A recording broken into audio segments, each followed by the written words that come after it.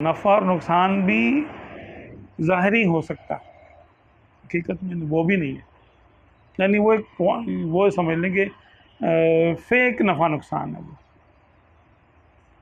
بعض اوقات جس کو ہم نقصان سمجھ رہے ہوتے ہیں وہ فائدہ ہوتا ہے، اور جس کو فائدہ سمجھ رہے ہوتے ہیں وہ حقیقت میں نقصان بن جاتا ہے۔ جب اس کی حقیقت سامنے آتی ہے تو ہم کہتے ہیں یار وہ میری سب سے بڑی بدقسمتی تھی کہ مثال کے طور پہ کوئی سودی کاروبار میں کسی کا نفع ہو گیا، بظاہر تو اس کو نفع ہے، لیکن جب اس کی حقیقت کھلے گی تو یہ کہے گا کاش یہ نہ ہی ہوتا، میں کام نہ ہی کرتا، اس سے تو میری بے روزگاری اچھی تھی، کم سے کم حرام تو نہیں کماتا ہے۔ فائدہ نقصان، مثال کے طور پہ اگر کوئی کسی بیماری میں مبتلا ہو گیا اور بیماری میں مبتلا ہو کر اس کا انتقال ہو گیا، اس کے پاس پیسے نہیں تھے علاج کرانے کے، تو خیر علاج کرا کے بھی لوگ مر جاتے ہیں، پیسے والے بھی تو مرتے ہیں نا، بیماریوں کا شکار ہوتا ہے۔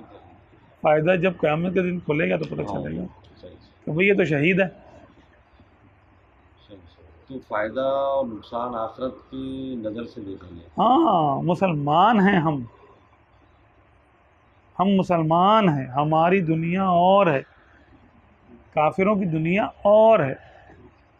اگر ہم کافروں کی طرح سوچنا شروع ہو جائیں گے تو پھر بس یہی ایک فرق ہے مومن و کافر کے عمل میں، کہ وہ کافر آخرت کو کاؤنٹ نہیں کرتا، تو رہ تو دنیا میں رہے ہیں، اس کی حقیقت کو سمجھ کے رہ رہے ہیں۔ ہم دنیا میں رہ رہے ہیں تو کہیں سے تو آئے ہیں، اب یہاں اسلام اور الحاد کی دو سوچیں، ملحدین کہتے ہیں ہم خود بخود آ گئے اور خود بخود چلے جائیں گے، اور بس دنیا ہی ہے، ان ہی الا موتتنا الاولی، ہاں بس یہ بھی ہماری یہی ہے، بس وما نحن مبعوثین، اور ہمیں اٹھایا نہیں جائے گا قیامت کے دن، ان ہی الا حیاتنا الدنیا، کہ ہماری دنیا کی زندگی ہی ہے بس، وما نحن بمبعوثین، اور ہمیں اٹھایا تھوڑے جائے گا، یہ کفار کی سوچ ہے۔